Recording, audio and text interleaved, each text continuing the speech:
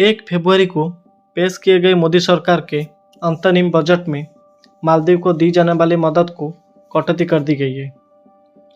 साल 2023 के बजट में सरकार ने मालदीव के लिए 400 करोड़ रुपए आवंटित किए थे, लेकिन बाद में ये मदद बढ़ाकर 770 करोड़ रुपए कर दी गई है। लेकिन इस साल पेश किए गए अंतरिम बजट में ये मदद घटाकर 600 करोड़ रुपए कर दी गई है। इसका मतलब ये हुआ कि भारत की ओर से मालदीव को जारी की जाने वाली विकास सहायता राशि को 22% घटा दिया गया है।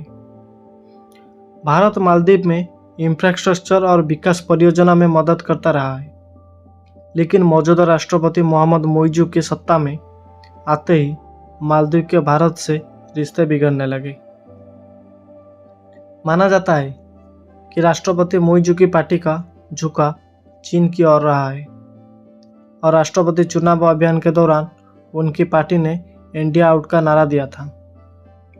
इसके बाद पीएम मोदी के लक्षद्वीप जाने और फिर इसके बाद हुए विवाद से भारत और मालदीव के रिश्ते में आया तनाव और गहरा हो गया। इसी तनाव के बीच मोइजू ने चीन का दौरा किया था। वहां से लौटने के बाद उन्होंने कहा था उनका देश बहुत छोटा है, लेकिन इससे किसी को इस पर धांस जमाने का अधिकार नहीं मिल जाता। उनका इशारा एक्चुअली भारत की ओर था। मालदीव में भारतीय सेना की मौजूदगी को लेकर दोनों देशों के बीच पहले ही विवाद चल रहा है। मोइजू ने सत्ता संभालते ही अपना पहला आदेश भारतीय सैनिकों की वापसी का दे दिया था। उन्होंने कहा था कि 15 मार्च तक भारतीय सैनिकों को वापस भेज दिया जाएगा। मालदीव शुक्रवार को भारत के साथ इस मुद्दे पर बातचीत के लिए दूसरी कोर ग्रुप की बैठक करने वाला है। इस समय 77 भारतीय सैनिकों मालदीव में मौजूद है। यहाँ भारतीय सेना के 2 हेलीकॉप्टर और एक विमान है, जिन्हें प्राकृतिक आपदा के दौरान लोगों की मदद पहुंचाने में कई बार इस्तेमाल किया गया है। लेकिन मालदीव के मोइजू सरकार इससे देश की संप्रभुता के लिए खतरा मानती है। उसका मामले के बारे में जानने के लिए मालदीव को मिलने वाले 600 करोड़ रुपए भारत की ओर से किसी देश को दी जाने वाली तीसरी सबसे बड़ी मदद है।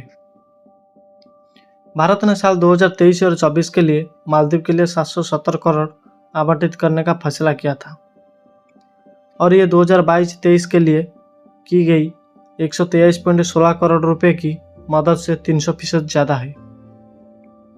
लेकिन अंतरिम बजट में भारत ने मालदीव की मदद घटाकर श्रीलंका, मॉरिशस, सेशल्स और अफ्रीका देशों की मदद बढ़ा दी है।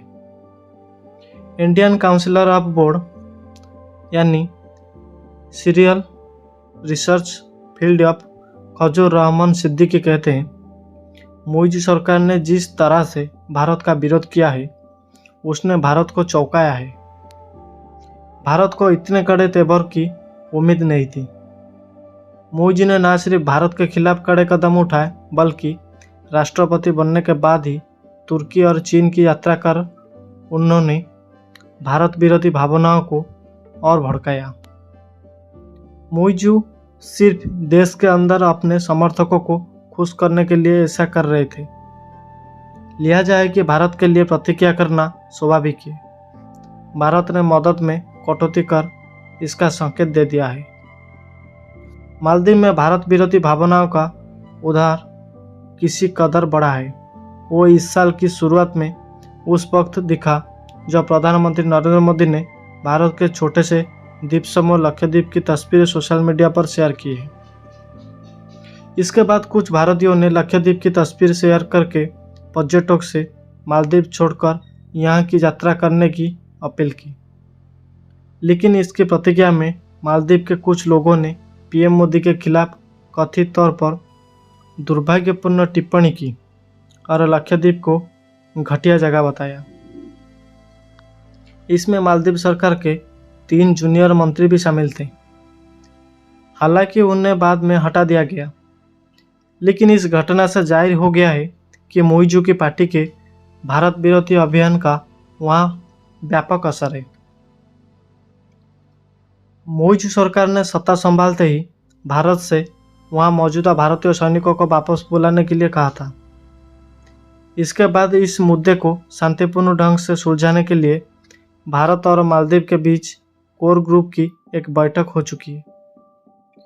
दूसरी बैठक शुक्रवार को होने वाली है और कोर ग्रुप की बैठक के जरिए भारत क्या संदेश देना चाहता है।